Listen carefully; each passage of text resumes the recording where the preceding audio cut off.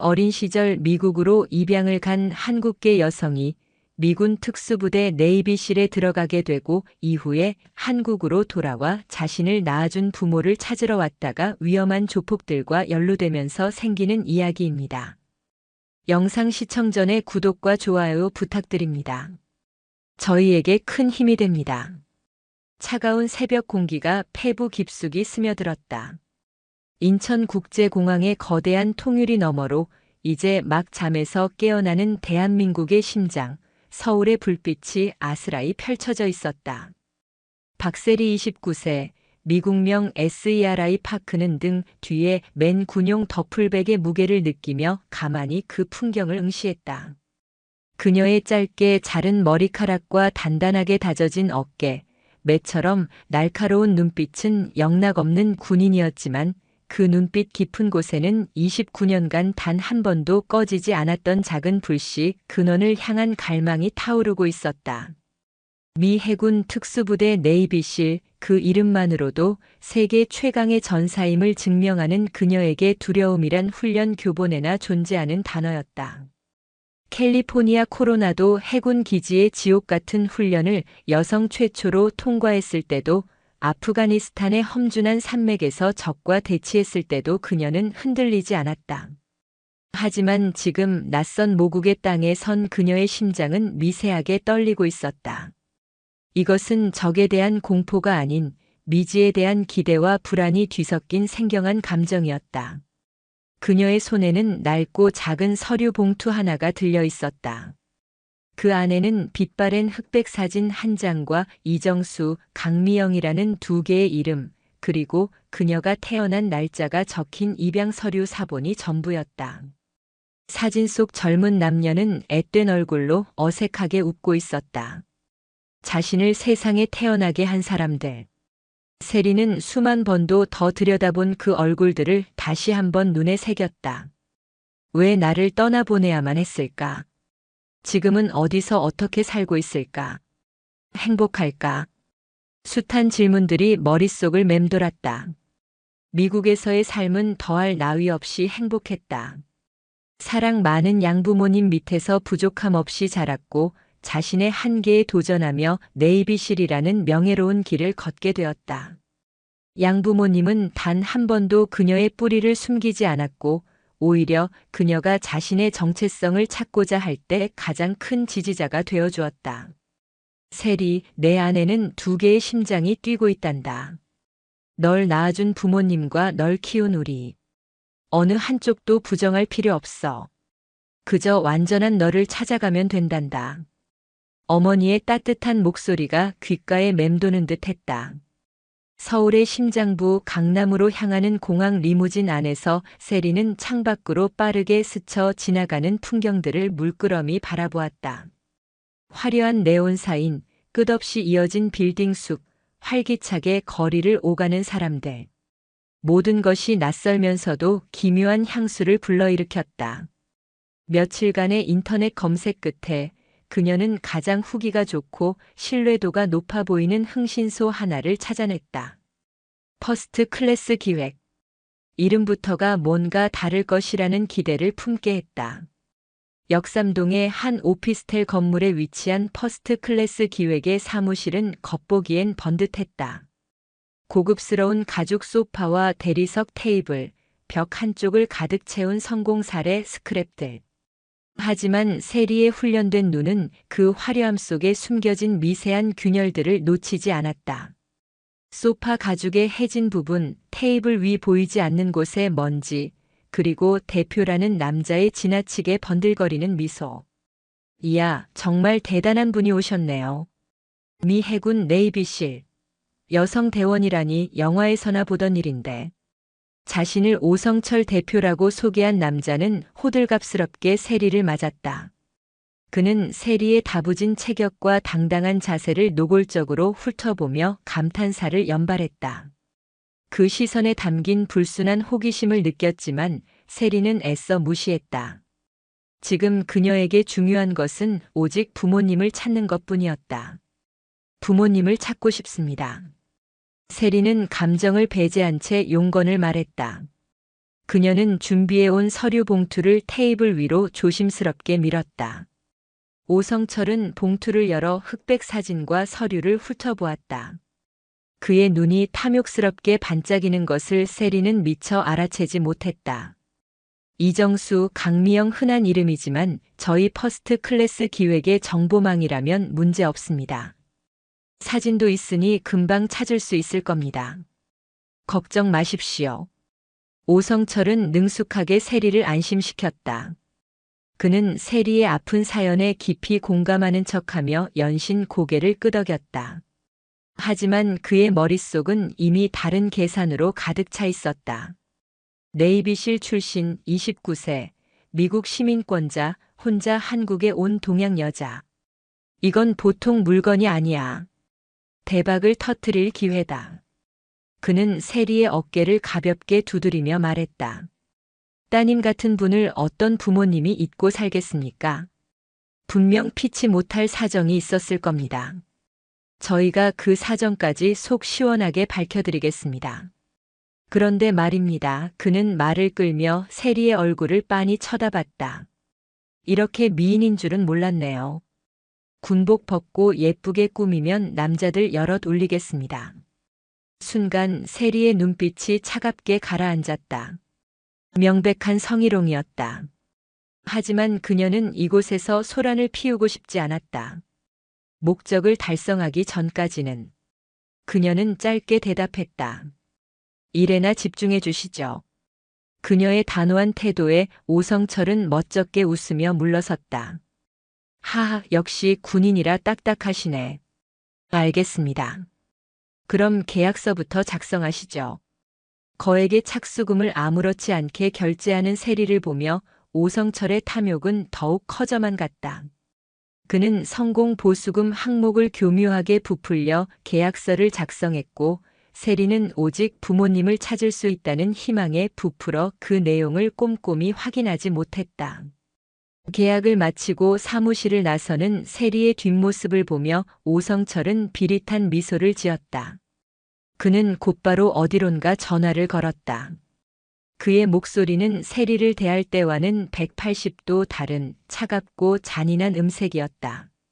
김 실장, 최상급 물건이 하나 들어왔다. 나이는 29인데 몸이 아주 기가 막혀. 미 해군 특수부대 출신이라는데 아주 싱싱해. 값은 최고가로 쳐줘야겠어. 준비해. 수화기 너머로 음흉한 웃음소리가 들려왔다. 세리는 자신의 등 뒤에서 거대하고 추악한 거미줄이 쳐지고 있다는 사실을 까맣게 모른 채 강남의 밤거리를 걸으며 29년 만에 찾아올지 모를 가족과의 재회를 꿈꾸고 있었다. 희망의 빛은 그렇게 가장 어두운 그림자를 드리우고 있었다. 며칠이 흘렀다. 초조하게 연락을 기다리던 세리에게 오성철로부터 전화가 걸려온 것은 사흘째 되던 날 오후였다. 그의 목소리는 흥분에 들떠 있었다. 박세리 씨, 대박입니다. 어머님 강미영 씨의 행방을 찾은 것 같습니다. 수화기를 쥔 세리의 손에 힘이 들어갔다. 심장이 세차게 방망이질했다. 정말입니까?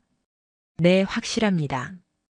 그런데 이 정보원이 아주 까다로운 사람이라 직접 만나서 이야기를 들어봐야 할 것 같습니다. 보안이 중요하다며 외진 곳에서 만나자고 하네요. 오늘 저녁 마포대교 남단에 있는 한강공원 주차장으로 오실 수 있겠습니까? 제가 함께 가드리겠습니다. 의심의 여지가 없었다.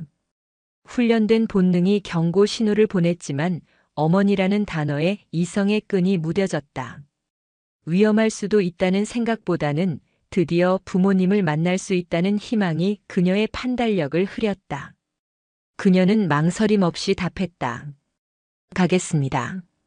약속된 시간 세리는 택시를 타고 마포대교 남단 한강공원 주차장에 도착했다. 평일 저녁의 공원은 한산했고 강변의 가로등 불빛만이 드문드문 어둠을 밝히고 있었다. 약속 장소에는 오성철의 검은색 세단 한 대만이 덩그러니 서 있었다. 세리가 차로 다가가자 조수석 창문이 스르륵 내려갔다. 오셨군요. 정보원은 저쪽 폐건물 쪽에서 기다리고 있습니다. 같이 가시죠. 오성철이 가리킨 곳은 가로등 불빛도 닿지 않는 어두운 구석, 인적이 끊긴 낡은 건물이었다. 그 순간 세리의 온몸에 경고등이 켜졌다. 이것은 명백한 함정이었다. 네이비실의 훈련은 적의 기만 전술을 간파하고 가장 불리한 상황에서도 생존하는 법을 가르쳤다. 그녀는 침착하게 주변을 살폈다. 주차된 차는 오성철의 것 하나뿐. 하지만 어둠 속에서 느껴지는 미세한 인기척들. 최소 서너 명. 왜 저런 곳에서 만나야 하죠? 여기서 기다리면 안 됩니까? 세리가 경계심을 드러내며 물었다. 오성철의 얼굴에서 가식적인 미소가 사라졌다. 그는 차에서 내리며 비열하게 웃었다. 눈치가 빠르네. 역시 특수부대는 다른가. 근데 어쩌나. 이미 늦었는데. 그의 말이 끝나기 무섭게 어둠 속에서 건장한 사내 넷이 모습을 드러냈다. 그들의 험악한 인상과 몸에 새겨진 조잡한 문신은 그들이 어떤 부류의 인간들인지 말해주고 있었다. 그중 하나가 세리를 보며 음탕한 눈빛으로 혀를 날름거렸다. 이야, 오 대표 말대로 진짜 물건이네. 미군 X는 어떤 맛일지 궁금한데. 다른 한 명이 맞장구를 쳤다. 형님, 전현 몸매 좀 보십시오. 군대에서 험하게 굴렀다는데 침대에서도 화끈하겠지? 역겨운 성희롱이 세리의 귀에 박혔다. 그러나 그녀의 얼굴에는 두려움 대신 얼음장 같은 냉기가 흘렀다. 그녀는 더플백을 천천히 내려놓으며 나지막이 말했다. 지금이라도 기회를 주지. 당장 꺼져. 그럼 목숨은 살려준다. 그녀의 당돌한 태도에 조폭들은 어이가 없다는 듯 폭소를 터뜨렸다. 미친년 상황 파악이 안 되나 보네. 가장 앞에 있던 조폭이 담뱃불을 바닥에 비벼 끄며 세리에게 달려들었다.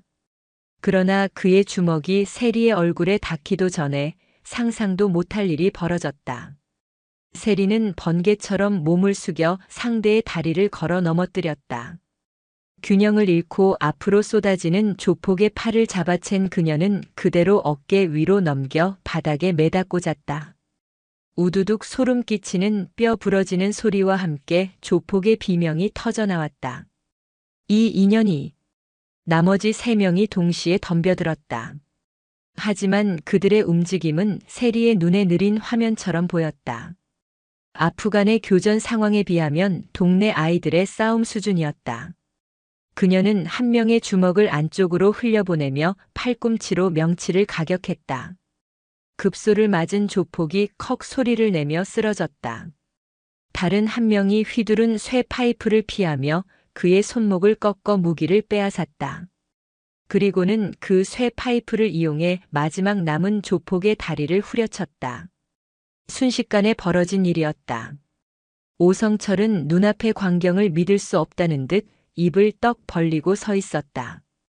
그가 상대하는 것은 연약한 여자가 아니라 잘 훈련된 살인 병기였다. 내가 사람을 잘못 봤군. 오성철이 겁에 질려 뒷걸음질 쳤다. 세리는 부러진 뼈를 부여잡고 신음하는 조폭들을 차갑게 내려다보며 말했다. 말했을 텐데. 기회를 줬다고. 그녀가 오성철에게 다가서는 순간이었다. 등 뒤에서 느껴지는 섬뜩한 기운. 미처 쓰러뜨리지 못한 조폭 하나가 숨어 있었던 것이다. 뒤를 돌아볼 틈도 없이 옆구리에 날카로운 통증이 느껴졌다. 주사기였다. 정체불명의 약물이 혈관을 타고 빠르게 퍼져나갔다. 극. 시야가 흐려지고 다리에 힘이 풀리기 시작했다. 강인한 정신력으로 버텨보려 했지만 약물의 효과는 상상 이상으로 강력했다. 몸이 말을 듣지 않았다. 마치 수십 킬로그램의 납 덩어리를 매단 것처럼 몸이 무거워졌다. 하하. 아무리 네이비실이라도 약물에는 장사 없지. 비틀거리는 세리를 보며 오성철이 광기 어린 웃음을 터뜨렸다. 조폭들이 비틀거리며 일어나 세리에게 다가왔다. 의식이 희미해져가는 와중에도 세리는 저항을 멈추지 않았다. 하지만 흐릿한 시야와 말을 듣지 않는 몸으로는 그들의 상대가 될 수 없었다. 그녀의 머리채가 거칠게 잡혔다. 이 독한 년. 누군가의 주먹이 그녀의 복부를 강타했다. 마지막 남은 숨이 터져나오며 세리의 의식은 깊은 어둠 속으로 가라앉았다. 쓰러지는 그녀의 눈에 마지막으로 보인 것은 자신의 몸을 탐욕스럽게 내려다보는 오성철과 조폭들의 추악한 얼굴, 그리고 그들 뒤로 펼쳐진 차가운 한강의 검은 물결이었다. 강철 같던 그녀의 저항은 그렇게 비열한 함정 속에서 허무하게 꺾이고 말았다. 온몸이 축축한 냉기에 잠겨 있었다. 코끝을 찌르는 것은 곰팡이와 먼지가 뒤섞인 역겨운 냄새. 박세리는 욱신거리는 머리를 부여잡고 천천히 눈을 떴다. 희미한 백열등 불빛 아래로 드러난 것은 사방이 막힌 시멘트 벽과 차가운 콘크리트 바닥이었다. 지하 감금실. 영화에서나 보던 인간의 절망이 응축된 공간이었다. 손목에는 거친 밧줄이 단단히 묶여 있었다. 약물의 후유증으로 몸은 여전히 천근만근 무거웠지만 정신은 칼날처럼 날카롭게 깨어나고 있었다. 그녀는 본능적으로 상황을 파악하기 시작했다. 외부로 통하는 문은 두꺼운 철문 하나뿐. 작은 환풍구가 있었지만 사람이 빠져나가기엔 턱없이 작았다. 완벽한 고립. 그때 어두운 구석에서 흐느끼는 소리가 들려왔다. 세리가 고개를 돌리자 자신처럼 바닥에 주저앉아 있는 한 여자의 실루엣이 보였다. 여자는 낡고 더러운 옷을 입은 채 겁에 질린 작은 동물처럼 몸을 웅크리고 있었다. 누구세요? 세리의 목소리에 여자가 화들짝 놀라며 고개를 들었다. 헝클어진 머리카락 사이로 드러난 얼굴은 공포와 절망으로 창백했지만 그 이목구비 어딘가에서 세리는 기묘한 익숙함을 느꼈다. 저는 붙잡혀왔어요. 빛 때문에 으흑. 여자는 서럽게 울며 말을 이었다. 세리는 경계를 풀지 않은 채 여자를 관찰했다. 극도의 공포에 질려 있는 것은 사실인 듯 했다. 하지만 훈련된 그녀의 눈은 여자의 눈빛 깊은 곳에서 순간적으로 스쳐 지나가는 계산적인 빛을 놓치지 않았다. 세리는 자신의 상황을 설명해야 할지 망설였다. 그때 여자가 세리의 얼굴을 뚫어지게 쳐다보며 갑자기 눈을 동그랗게 떴다. 잠깐만, 당신 혹시? 여자는 비틀거리며 일어나 세리에게 다가왔다. 그녀는 세리의 얼굴을 어루만지려다 멈칫하며 믿을 수 없다는 듯 중얼거렸다. 아니야, 그럴 리가 없어. 설마 내가 세리니? 세리라는 이름. 그 이름을 아는 사람은 아무도 없을 터였다. 오성철에게 건넨 서류에는 박세리라는 한글 이름이 적혀 있었지만 입양 후 불리던 이름까지 알 리가 없었다. 세리의 심장이 쿵 하고 내려앉았다. 당신 누구요? 세리의 질문에 여자의 눈에서 굵은 눈물방울이 투두둑 떨어져 내렸다. 그녀는 무너져 내리듯 세리 앞에 주저앉아 오열하기 시작했다. 나야, 나 엄마야. 내 엄마 강미영. 흑흑. 미안하다 아가. 이 어미가 죄인이다. 엄마. 29년 동안 가슴속에 품어왔던 단어. 그토록 찾아 헤맸던 존재. 그러나 세리는 혼란스러웠다. 이런 식으로 이런 지옥 같은 곳에서 만나게 될 줄은 상상도 하지 못했다. 그녀가 바로 자신의 서류 속 이름 강미영이란 말인가? 자신을 강미영이라고 주장하는 여자 김민희, 그녀의 진짜 이름은 눈물을 쏟아내며 기구한 사연을 늘어놓기 시작했다. 그녀의 이야기는 비극적인 한 편의 드라마 같았다. 내 아빠 이정수, 그 인간 때문에, 다 그 인간 때문이야. 처음엔 좋은 사람이었어. 성실하고 착하고, 그런데 사업이 한번 망하고 나더니 사람이 변하더구나. 술과 도박에 빠져서 집안을 거덜내고 사채까지 끌어다 썼어. 민희는 분노와 슬픔이 뒤섞인 목소리로 남편을 비난했다. 그녀의 연기는 완벽했다. 모든 것이 남편의 탓이고 자신은 속수무책으로 당한 피해자인 것처럼 사채업자들이 매일같이 찾아와서 행패를 부리고 결국 그 인간이 너를 입양 보내면 큰 돈을 받을 수 있다고 그 돈으로 빚을 갚고 새로 시작하자고 날 설득했어. 내가 얼마나 반대했는데 흑흑 그런데 갓난아기인 널 어떻게 지켜 힘이 없었어. 이야기는 점점 더 비극으로 치달았다. 아이를 떠나보낸 죄책감에 시달리던 자신과 그 와중에도 도박을 끊지 못하고 결국 이 인신매매 조직에까지 손을 댄 남편. 그리고 결국 그 빚 때문에 자신마저 이곳에 팔려오게 되었다는 것이 그녀의 주장이었다. 그녀는 이정수를 천하에 몹쓸 인간으로 자신을 비련의 여주인공으로 완벽하게 그려냈다.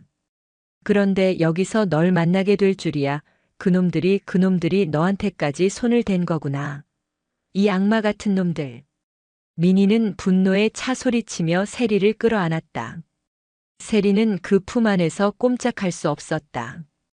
이성적으로는 무언가 석연치 않음을 느끼고 있었다. 그녀의 이야기는 너무나 극적이고 모든 책임이 한 사람에게만 전가되어 있었다. 하지만 29년의 갈증과 현재의 극한 상황이 그녀의 판단력을 마비시켰다. 배신당하고 폭행당하고 감금된 이 절망의 구렁텅이 속에서 엄마라고 주장하는 여인의 등장은 유일한 동화줄처럼 느껴졌다. 그녀는 진실을 확인하고픈 마음보다 이 상황을 함께 헤쳐나갈 아군을 업고 싶은 마음이 더 간절했다.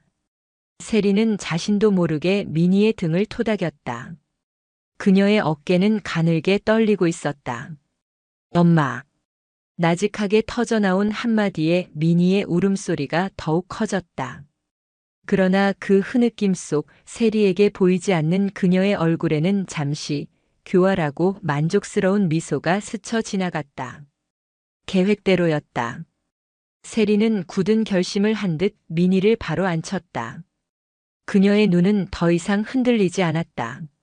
네이비실의 눈빛으로 돌아와 있었다. 울고만 있을 순 없어.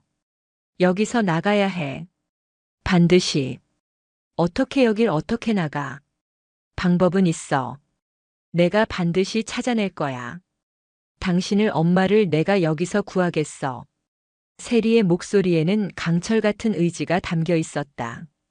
그녀는 비로소 이 지옥 속에서 싸워야 할 이유를 찾았다. 그것은 바로 어머니를 구출하는 것.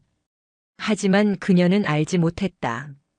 자신이 구하려는 그 존재가 사실은 자신을 더 깊은 나락으로 밀어넣으려는 악마의 또 다른 얼굴이라는 것을. 지하 감금실의 차가운 공기 속에서 진실과 거짓, 희망과 절망이 위태롭게 뒤섞인 채 위험한 동맹이 맺어지고 있었다. 지하 감금실의 공기는 희망과 절망의 무게로 똑같이 무거웠다. 김민희는 구석에 웅크려 흐느끼기만 했지만 박세리는 더 이상 어둠 속에 잠식당한 희생자가 아니었다. 그녀는 다시 네이비실의 전사, 오퍼레이터로 돌아와 있었다. 그녀의 모든 감각은 생존을 위해 날카롭게 벼려졌다. 그녀는 감금실의 모든 것을 분석했다. 철문의 구조, 낡은 경첩에서 나는 미세한 소리, 하루 2번, 거의 정확한 시간에 음식을 가져다주는 경비의 나태한 걸음걸이, 그리고 그가 문을 열고 닫는데 걸리는 시간까지. 모든 정보는 그녀의 머릿속에서 하나의 탈출 계획으로 조립되고 있었다. 엄마, 울지 마요. 정신 차려야 해요. 세리의 차분한 목소리에 미니는 눈물 젖은 눈을 들었다. 그녀는 세리의 눈에서 더 이상 연약한 딸의 모습을 찾아볼 수 없었다. 그곳에는 생과 사의 경계를 수없이 넘나든 자의 강철 같은 의지만이 번뜩이고 있었다. 가장 큰 문제는 손목을 묶은 밧줄이었다. 세리는 미니에게 자신의 등 뒤로 와서 밧줄의 상태를 살피게 했다. 거친 삼배 밧줄. 하지만 매듭의 방식이 허술했다. 전문적인 결박술이 아닌 그저 힘으로 올가맨 수준이었다. 내가 시키는 대로 해요. 이쪽으로 와서 밧줄의 이 부분을 잡고 내가 몸을 비틀 때 반대 방향으로 당겨요. 마찰을 이용하는 거예요. 세리는 미니에게 정확한 지시를 내렸다. 몇 시간 동안 그들은 좁은 감금실 안에서 소리 없는 사투를 벌였다. 밧줄이 살을 파고들어 피가 배어나왔지만 세리는 신음 한 번 내지 않았다. 오직 거친 숨소리만이 그녀의 고통을 대변할 뿐이었다. 마침내 팽팽하던 밧줄이 미세하게 늘어나는 감각이 느껴졌다. 성공이었다. 그녀는 손목의 속박에서 벗어났다. 다음은 자물쇠였다. 철문의 낡은 자물쇠를 살핀 세리는 그것이 구식 피느텀블러 구조임을 간파했다. 그녀는 미니에게 물었다. 혹시 머리핀 같은 거 없어요? 단단한 철사 조각이라도. 미니는 자신의 낡은 옷자락을 뒤지는 척하더니 마치 기적처럼 안쪽 솔기에서 작고 녹슨 실핀 하나를 꺼내 보였다. 세상에 언제 들어갔는지도 몰랐는데 그녀의 능청스러운 연기였지만 지금 세리에게는 그 출처가 중요하지 않았다. 그녀는 실핀을 받아들고 콘크리트 바닥에 가락 끝을 뾰족하고 가늘게 만들었다. 즉석에서 만들어진 조잡한 락픽이었다. 저녁 식사 시간이 다가왔다. 밖에서 경비의 발소리가 들려왔다. 세리는 미니에게 속삭였다. 내가 신호를 보내면 최대한 아픈 것처럼 기침을 하고 소리를 질러요. 시선을 끌어야 해. 철컥 열쇠가 돌아가는 소리가 들리고 철문이 열리는 순간 미니는 약속대로 격렬하게 기침을 하며 바닥을 뒹굴었다. 쿨럭. 커헉. 살려주세요. 경비의 시선이 미니에게 쏠린 찰나 문 옆 어둠 속에 숨어있던 세리가 번개처럼 튀어나왔다. 그녀는 경비의 목 뒤를 왼팔로 감고 오른팔 이두박근으로 뒤통수를 압박했다. 완벽한 리어 네이키드 초크 리어 네이커드 초크. 경비는 컥 소리도 제대로 내지 못하고 불과 몇 초 만에 의식을 잃고 쓰러졌다. 소리 없는 제압. 세리는 쓰러진 경비의 허리춤에서 열쇠 꾸러미와 낡은 스마트폰을 챙겼다. 가요. 세리는 미니의 손을 잡아 끌고 감금실을 나섰다. 복도는 생각보다 길었다. 양옆으로 그들이 갇혀있던 것과 똑같은 철문들이 늘어서 있었다. 문틈으로 새어나오는 다른 피해자들의 신음소리가 들려왔지만 지금 모두를 구할 수는 없었다. 일단 여기서 나가서 경찰에 알려야 했다. 계단을 통해 지상으로 올라오자 그곳은 거대한 폐창고의 내부였다. 먼지 쌓인 기계들과 폐자재들이 어지럽게 널려 있었다.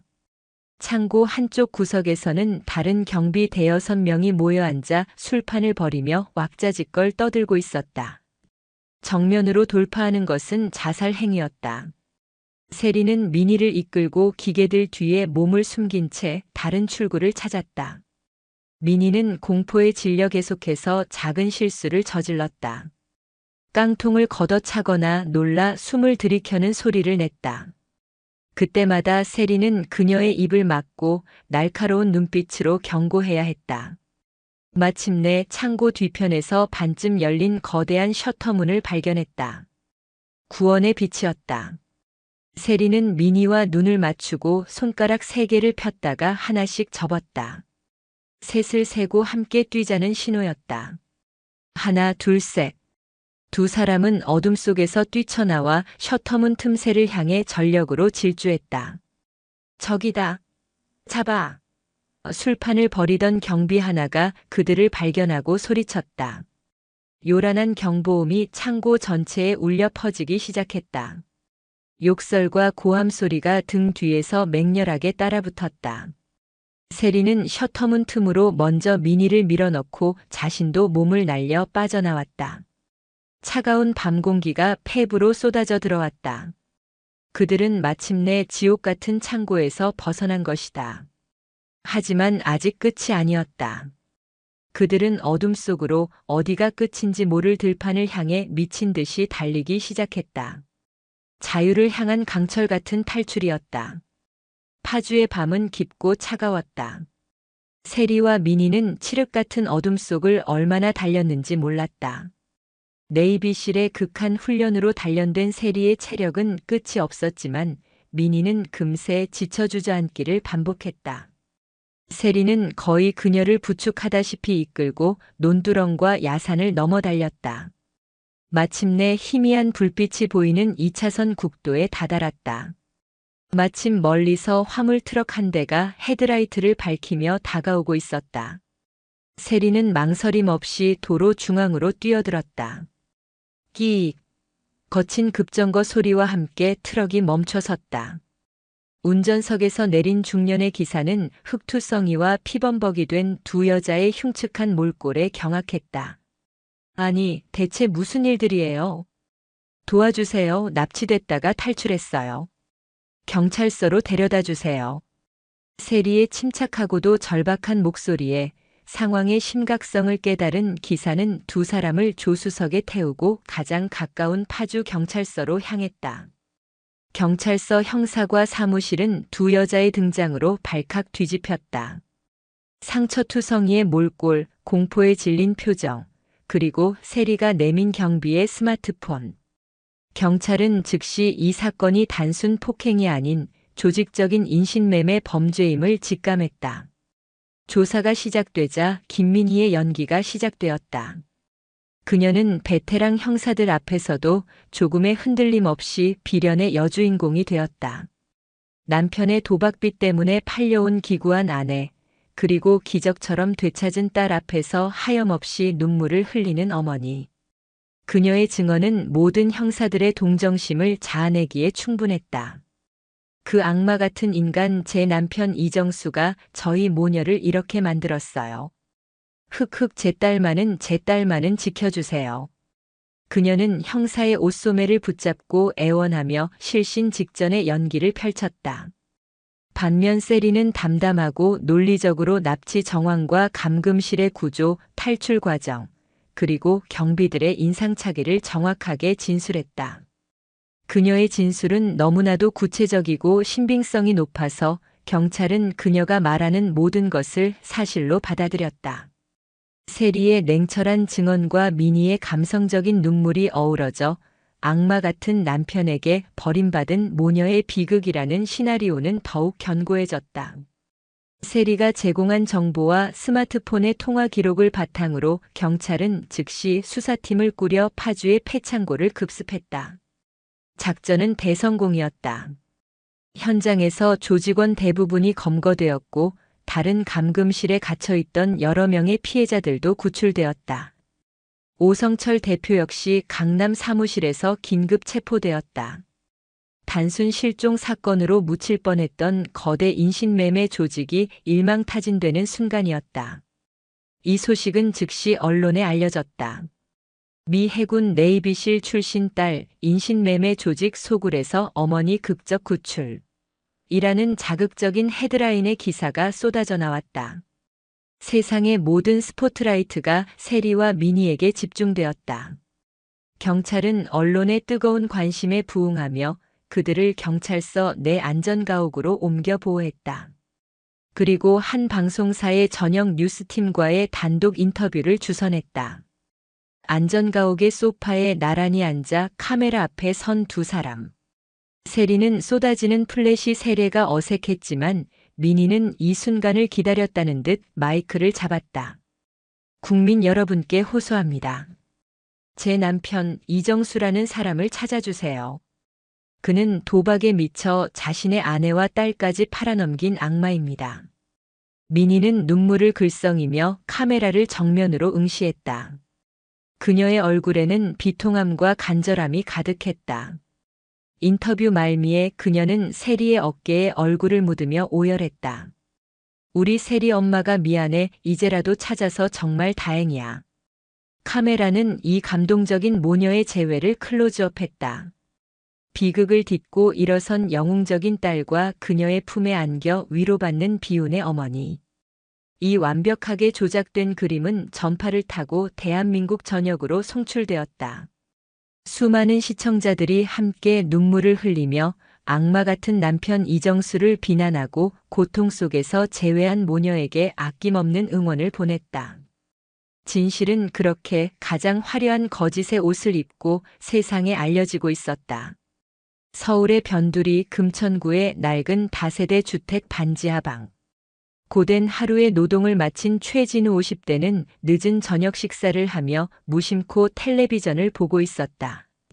화면에서는 연일 화제가 되고 있는 네이비실 모녀의 인터뷰가 흘러나오고 있었다. 남편 이정수의 계속된 도박과 폭력에 시달리다 결국 여자의 애절한 목소리가 흘러나오는 순간 최진우는 손에 들고 있던 숟가락을 떨어뜨렸다. 그의 눈이 텔레비전 화면에 고정되었다. 눈물을 흘리며 인터뷰하는 여자. 20년이 넘는 세월이 흘러 얼굴은 변했지만 그는 한눈에 알아볼 수 있었다. 김민혜? 그는 자신의 눈을 의심했다. 그런데 뉴스에서는 그 여자를 강미영이라고 부르고 있었다. 그리고 그녀는 자신의 오랜 친구이자 동료였던 이정수를 파렴치한 인간으로 매도하고 있었다. 최진우의 얼굴이 분노로 일그러졌다. 이 악독한 여자가 감히. 최진우의 머릿속에 잊고 있던 과거의 기억들이 폭풍처럼 휘몰아쳤다. 그는 이정수와 건설 현장에서 만나 오랜 세월 동고동락한 막역한 사이였다. 누구보다 성실하고 착했던 친구 정수. 그가 김민희와 결혼해 딸을 낳고 행복해하던 모습이 눈에 선했다. 그러나 그 행복은 길지 않았다. 김민희는 갓난 딸을 내팽개치고 정수가 어렵게 모은 전 재산을 들고 다른 남자와 함께 야반도주했다. 그 후 정수의 삶은 처참하게 무너졌다. 아내에게 배신당한 충격과 혼자 아이를 키워야 한다는 막막함 속에서도 그는 꿋꿋이 버텼다. 밤낮으로 일하며 딸의 분유값을 벌었고 행여나 아이가 기죽을까 단 한 번도 힘든 내색을 하지 않았다. 하지만 혼자 일하며 아이를 돌보는 것은 현실적으로 불가능에 가까웠다. 결국 정수는 피눈물을 흘리며 딸에게 더 나은 삶을 주기 위해 입양을 선택했다. 최진우는 아이를 떠나보내고 며칠 밤낮을 술로 지새우며 오열하던 친구의 모습을 똑똑히 기억했다. 도박, 폭력, 모두 새빨간 거짓말이었다. 오히려 정수는 김민희가 남긴 빚을 갚기 위해 평생을 허덕이며 살았다. 그런 친구를 저 여자가 TV에 나와 악마로 만들고 있었다. 그리고 그 옆에 앉아있는 딸. 정수가 눈에 넣어도 아프지 않다며 자랑하던 바로 그 딸이었다. 안 돼, 이대로 둘 순 없어. 정수도 저 아가씨도 저 악녀에게 또다시 당하게 둘 순 없어. 최진우는 밤새 잠을 이루지 못했다. 다음 날 그는 일용직 일도 마다하고 곧장 방송국과 경찰서를 찾아 헤매기 시작했다. 일반인이 사건의 당사자를 만나는 것은 쉽지 않았다. 문전박대를 당하기 일쑤였다. 포기하려던 순간 그는 뉴스에서 인신매매의 시발점이 되었던 강남의 퍼스트 클래스 기획에 대한 보도를 보았다. 단서였다. 그는 곧장 강남경찰서로 달려갔다. 그는 담당 형사를 만나게 해달라고 끈질기게 매달렸다. 이정수 씨 사건 관련해서 아주 중요한 제보를 할 게 있습니다. 피해자 따님을 꼭 만나야 합니다. 그 여자 김민희는 피해자가 아닙니다. 그의 절박한 외침에 사건을 담당하던 한 노련한 형사가 그를 따로 불러 이야기를 듣기 시작했다. 처음에는 반신반의하던 형사도 최진우가 들려주는 이정수의 과거 이야기에 점차 표정이 굳어졌다. 공식 발표와는 너무나도 다른 이야기. 만약 이것이 사실이라면 사건의 판도가 완전히 뒤바뀔 수도 있었다. 고심 끝에 형사는 박세리와의 만남을 주선했다. 약속된 만남의 장소. 경찰서 내 작은 상담실에서 세리는 경계심 가득한 눈으로 최진우를 마주했다. 어머니는 충격으로 몸져 누워 쉬고 있다는 핑계로 동석하지 않았다. 최진우는 세리의 얼굴을 보자마자 울컥했다. 젊은 시절 친구 이정수의 모습이 그대로 녹아 있었다. 그는 무거운 입을 열었다. 박세리 씨, 저는 당신의 아버지 이정수 씨의 오랜 친구 최진우라고 합니다. 세리의 눈썹이 꿈틀했다. 아빠 친구라고요? 할 말이 뭐죠? 그 사람이 저지른 짓에 대해 사과라도 하러 오셨나요? 세리의 차가운 목소리에 최진우는 가슴이 미어졌다. 그는 고개를 가로저으며 단호하게 말했다. 아니요. 진실을 말해주러 왔습니다. 어젯밤 뉴스에서 당신 옆에 있던 그 여자 김민희가 한 말은 전부 하나부터 열까지 전부 거짓말입니다. 뭐라고요? 세리가 자리에서 벌떡 일어났다. 최진우는 흔들리지 않고 말을 이었다. 그 여자는 당신의 어머니가 아닙니다. 당신의 어머니 이름은 강미영이 맞지만 그 여자는 김민희라는 사기꾼입니다. 오래전 당신과 당신 아버지를 버리고 돈을 훔쳐 달아난 사람이라고요. 거짓말. 우리 엄마가 그럴 리 없어. 세리가 소리쳤다. 그러나 그녀의 목소리는 미세하게 떨리고 있었다. 지하 감금실에서 느꼈던 김민희의 미심쩍은 눈빛, 너무나 극적이었던 그녀의 이야기. 이성 한 구석에서 품고 있던 작은 의심의 씨앗이 싹 트는 순간이었다. 최진우는 마지막 결정타를 날렸다. 그의 목소리는 슬픔과 분노로 잠겨 있었다. 당신 아버지는 도박꾼도 폭력배도 아닙니다. 평생 당신을 그리워하며 죄책감 속에서 살아온 불쌍한 사람입니다. 그 충격으로 모든 걸 잃고 지금 서울역 지하도에서 노숙 생활을 하고 계십니다. 서울역 지하도. 노숙자. 그 단어들이 망치처럼 세리의 머리를 강타했다. 눈앞이 아찔해지며 세상이 빙글 도는 듯 했다.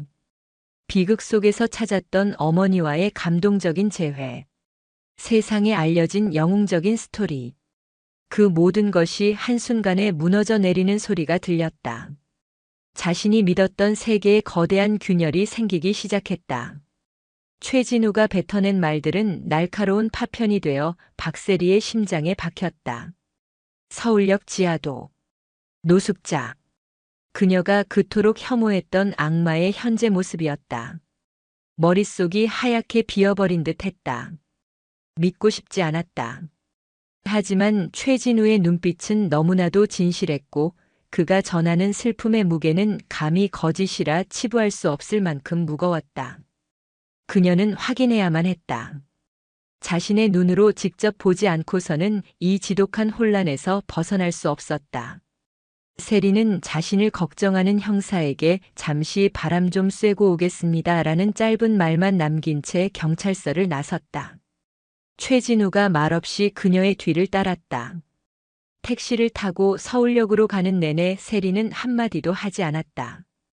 화려한 서울의 풍경이 창밖으로 스쳐 지나갔지만 그녀의 눈에는 아무것도 들어오지 않았다. 머릿속에서는 두 개의 이야기가 맹렬하게 충돌하고 있었다.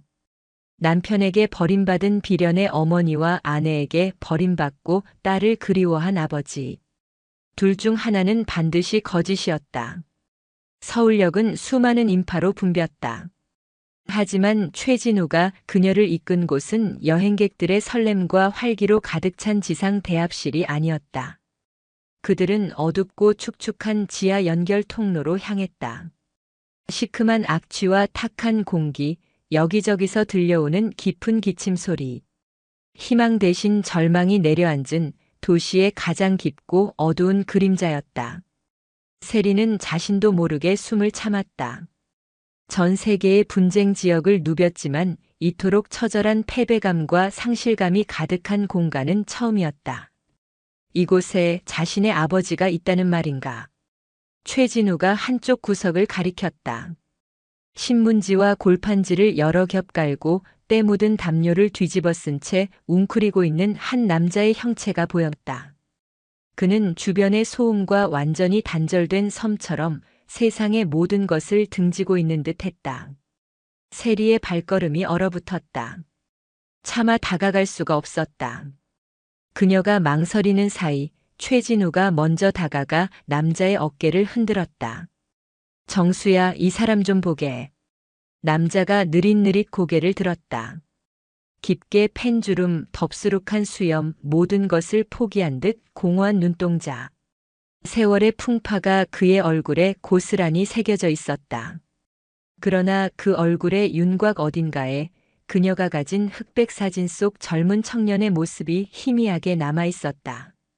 남자의 공허하던 눈이 세리의 얼굴을 본 순간 거대한 파도처럼 일렁이기 시작했다. 초점 없던 눈동자에 서서히 생기가 돌았다. 아가. 남자의 갈라진 입술 사이로 터져나온 첫 마디였다. 아버지를 원망하는 말도 자신을 변명하는 말도 아니었다. 그저 잃어버린 딸을 부르는 애끓는 한마디였다. 살아있었구나, 살아있어줘서 고맙다.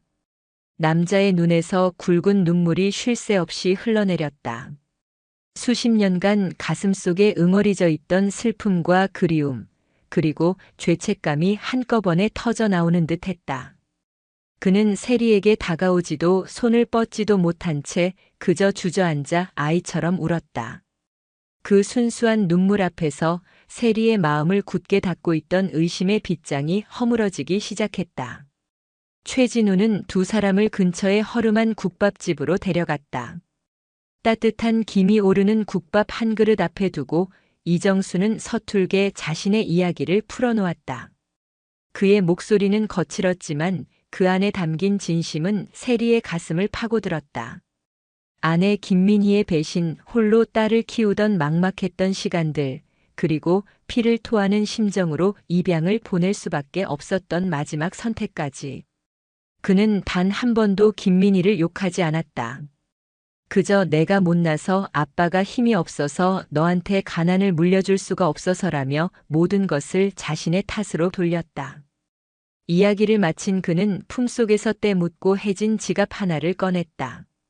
그 안에는 돈 한 푼 없었다. 대신 비닐에 여러 겹싸인 아주 작은 사진 한 장이 들어 있었다.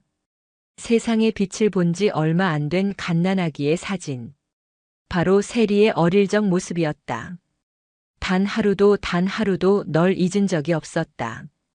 언젠가 내가 아빠를 찾아올지도 모른다고 그래서 이 서울역을 떠나지 못했다. 그 낡은 사진 한 장은 그 어떤 증거보다도 강력했다. 29년의 세월을 뛰어넘어 전해지는 아버지의 변치 않는 사랑이었다. 세리는 더 이상 참을 수 없었다. 그녀의 눈에서도 뜨거운 눈물이 흘러내렸다. 그녀는 자리에서 일어나 이정수의 맞은편에 무릎을 꿇었다. 아버지. 그녀의 입에서 마침내 터져나온 그 한마디에 이정수는 고개를 떨구고 더욱 서럽게 울었다. 차가운 서울역 지하도를 가득 채웠던 절망의 어둠 속에서 29년 만에 비로소 아버지는 딸은 아버지를 되찾고 있었다. 아버지와의 재회는 세리의 삶을 송두리째 흔들었다. 그녀는 더 이상 혼란스러워하지 않았다. 대신 차가운 분노와 함께 명확한 목표가 생겼다. 진실을 밝히고 아버지의 명예를 되찾고 거짓을 바로잡는 것. 그녀는 감성적인 딸이 아닌 냉철한 내비실의 분석가로 돌아왔다. 가장 먼저 그녀는 아버지 이정수와 최진우를 깨끗하고 안전한 호텔로 모셨다. 며칠 만에 씻고 면도하고 새 옷을 입은 이정수는 더 이상 남루한 노숙자가 아니었다. 세월의 고됨은 여전했지만 그 안에는 딸을 되찾은 아버지의 온화한 빛이 깃들어 있었다. 그날 밤 세리는 미국에 있는 양부모님과 화상통화를 했다. 그녀는 떨리는 목소리로 한국에서 겪은 모든 일을 털어놓았다. 양부모님은 충격에 휩싸였지만 이내 그녀를 진심으로 위로하고 지지해 주었다. 세리, 내 입양 서류를 확인해 봐야겠구나. 엄마가 지금 바로 찾아볼게. 몇 시간이 흐른 뒤 양어머니로부터 전화가 걸려왔다. 그녀의 목소리는 확신에 차 있었다. 세리, 서류를 확인했어. 입양의 모든 법적 절차는 내 생부 이정수 씨 단독으로 진행됐단다. 생모의 서명란에는 소재 불명으로 기록되어 있어. 내 아버님 말씀이 모두 사실이야. 마지막 퍼즐 조각이 맞춰졌다. 객관적인 증거가 아버지의 눈물을 뒷받침해 주었다. 이제 김민희의 거짓말은 한 점의 의심도 없이 명백해졌다. 다음 날 세리는 아버지와 최진우 그리고 미국에서 보내온 입양 서류 사본을 들고 다시 강남경찰서를 찾았다. 그녀는 사건을 담당했던 노련한 형사의 방으로 직행했다. 형사님, 드릴 말씀이 있습니다. 그녀는 더 이상 피해자나 참고인이 아니었다. 사건의 진실을 고발하는 고발인의 자격이었다. 그녀는 형사 앞에 서류를 펼쳐놓고 차분하지만 단호한 목소리로 말했다. 제가 속았습니다. 경찰이 보호하고 있는 김민희라는 여자는 제 어머니가 아니며 이 사건의 피해자도 아닙니다. 그녀는 사기꾼이며 무고한 제 아버지를 파렴치한으로 몰아간 범죄자입니다. 세리는 아버지 이정수의 이야기와 입양 서류의 내용을 일목요연하게 설명했다. 최진우 역시 옆에서 이정수의 과거 행적을 증언하며 힘을 보탰다. 처음 최진우의 말을 반신반의했던 형사의 얼굴이 심각하게 굳어졌다. 공적인 서류와 일관된 증언. 그는 이 사건이 단순히 피해자의 착각이 아닌 의도된 거짓말과 음모가 얽혀있을 가능성을 직감했다. 알겠습니다. 즉시 재수사에 착수하겠습니다. 김민혜 씨의 과거 행적과 통신 기록을 모두 확인해 보겠습니다. 형사의 지시와 함께 경찰의 수사는 새로운 국면을 맞았다. 수사팀은 김민희의 과거를 파헤치기 시작했다. 그녀의 주변인 탐문, 금융거래 내역, 그리고 통화 기록까지. 진실은 그리 오래지 않아 모습을 드러냈다. 결정적인 증거는 그녀의 통화 기록에서 나왔다.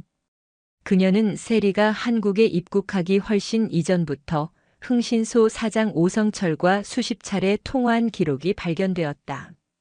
그들의 관계는 이 사건으로 처음 만난 피해자와 가해자가 아니었다. 명백한 공모자였다. 경찰은 오성철을 집중 추궁했다. 궁지에 몰린 오성철은 결국 모든 것을 자백했다. 김민희가 먼저 자신에게 접근해 미국에서 오는 부잣집 딸을 상대로 한몫 챙기자고 제안했다는 것. 세리를 납치한 뒤 감금실에 김민희를 피해자로 위장 투입시켜 동정심을 사고 탈출하더라도 그녀를 조종해 거액의 돈을 뜯어낼 계획이었다는 끔찍한 진실이 밝혀졌다.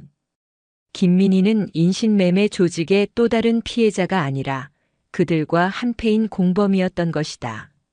수사 보고서를 받아든 형사는 차갑게 은조렸다. 이 여자 피해자가 아니라 설계자였어. 이제 모든 진실의 조각들이 맞춰졌다. 남은 것은 가면을 쓴 악마의 얼굴을 직접 마주하는 것뿐이었다. 경찰은 김민희의 자백을 받아내기 위해 세리에게 도움을 요청했다. 그녀가 직접 대면하여 흔드는 것이 가장 효과적일 것이라는 판단이었다. 세리는 망설임 없이 동의했다. 그녀에게는 개인적인 복수가 아닌 진실을 바로 세우기 위한 마지막 전투였다. 경찰이 마련한 안전가옥의 대면 장소. 방 안에는 보이지 않는 곳에 녹음 장치와 카메라가 설치되었다. 세리는 차가울 정도로 침착한 얼굴로 소파에 앉아 김민희를 기다렸다. 잠시 후 문이 열리고 아무것도 모르는 김민희가 들어왔다. 그녀는 세리를 보자마자 평소처럼 걱정 가득한 어머니의 얼굴로 달려왔다. 세리야, 내 딸 어디 아픈 데는 없니? 어제는 왜 말도 없이 사라져서 엄마를 이렇게 걱정시켜? 그녀는 자연스럽게 세리를 끌어안으려 했다. 그러나 세리는 얼음처럼 굳은 채 그녀의 팔을 뿌리치고 한 걸음 물러섰다. 내 이름 함부로 부르지 마. 세리의 얼음장 같은 목소리에 김민희의 얼굴이 순간 굳었다. 그리고 당신은 우리 엄마가 아니야. 세리는 탁자 위에 미국에서 온 입양 서류 사본을 던지듯 내려놓았다. 서류를 확인해 봤어. 내 진짜 어머니는 29년 전 행방불명 처리되셨더군. 당신 김민희 씨. 김민희의 얼굴이 새하얗게 질렸다. 그러나 그녀는 마지막까지 발악했다. 능숙하게 눈물을 글썽이며 피해자 연기를 시작했다. 아니야. 그럴 리가 없어. 내 아빠 그 인간이 꾸민 짓이야. 평생 나를 괴롭히더니 이제 서류까지 조작해서 우리 사이를 갈라놓으려는 거야. 그녀의 처절한 연기에도 세리는 미동조차 하지 않았다. 그래. 그럼 이건 어떻게 설명할 거지? 세리는 또 다른 서류를 꺼내 보였다. 오성철과 김민희의 통화 기록이었다. 흥신소 오성철 사장과는 아주 각별한 사이였나 봐. 내가 한국에 오기 전부터 이렇게나 많은 통화를 한 걸 보면 말이야. 혹시 내가 납치될 장소와 시간을 미리 조율이라도 한 건가? 결정적인 증거 앞에서 김민희의 동공이 공포로 흔들렸다. 더 이상 빠져나갈 구멍이 없었다. 그 순간 그녀의 얼굴에서 모든 연기가 거쳤다. 눈물을 흘리던 비련의 여주인공은 온데간데 없고 그 자리에는 탐욕과 증오로 일그러진 악마의 얼굴이 드러났다. 그래. 맞아. 그래서 뭐. 그녀가 날카롭게 소리쳤다. 내가 다 망쳤어. 너만 아니었으면. 그깟 특수부대 훈련 좀 받은 게 뭐라고 얌전히 팔려가서 돈다발이나 안겨줬으면 됐을 것을. 재수없게 강한 척은 다해서 이 사단을 만들어. 그녀는 이성을 잃고 세리에게 악담을 퍼부었다. 너 같은 거 낳고 미역국 한 그릇 못 얻어먹고 평생 고생한 내가 불쌍하지도 않냐? 내가 애초에 태어나지만 않았어도 내 인생이 이렇게 꼬이진 않았어. 추악한 본색이 남김없이 드러나는 순간이었다. 김민희가 증오해 차 세리에게 달려들려는 찰나 문이 거칠게 열리며 형사들이 들이닥쳤다. 김민희 씨. 단호한 목소리와 함께 차가운 수갑이 그녀의 손목에 채워졌다. 당신을 인신매매 공모, 특수감금교사, 사기 및 무고 혐의로 긴급 체포합니다. 당신은 변호사를 선임할 수 있으며 수갑이 채워지는 순간까지도 김민희는 자신이 무슨 잘못을 했냐며 발악했다. 하지만 그 어떤 외침도 그녀의 얼굴에 씌워져 있던 거짓된 가면 뒤에 추악한 진실을 가릴 수는 없었다. 29년간 세리를 올가매려 했던 거짓의 그림자는 그렇게 마침내 빛 앞에서 쓰러지고 있었다. 모든 진실이 밝혀진 후 세상은 다시 한번 발칵 뒤집혔다. 네이비실 모녀 구출극은 인신매매 조직과 공모한 사기극이라는 충격적인 제목으로 바뀌어 연일 언론을 장식했다. 세리는 아버지 이정수의 손을 꼭 잡고 기자들 앞에 섰다. 쏟아지는 플래시 세례 속에서 그녀는 더 이상 흔들리지 않았다. 그녀는 담담하지만 힘있는 목소리로 모든 진실을 밝혔고 억울하게 악마라는 누명을 썼던 아버지의 명예를 자신의 손으로 되찾아 주었다. 그녀 옆에 선 이정수는 묵묵히 눈물만 흘렸지만 그 눈물은 더 이상 한과 슬픔의 눈물이 아닌 감사와 기쁨의 눈물이었다. 사건이 마무리된 후 세리는 아버지와 함께 조용한 시간을 보냈다. 그들은 함께 밥을 먹고 공원을 산책하며 29년이라는 기나긴 세월의 공백을 조금씩 메워나갔다. 처음에는 서먹하고 어색했지만 핏줄이 주는 강력한 이끌림은 그들을 빠르게 진짜 부녀로 만들어주었다. 어느 날 저녁 세리는 아버지와 양부모님과의 화상통화를 연결했다.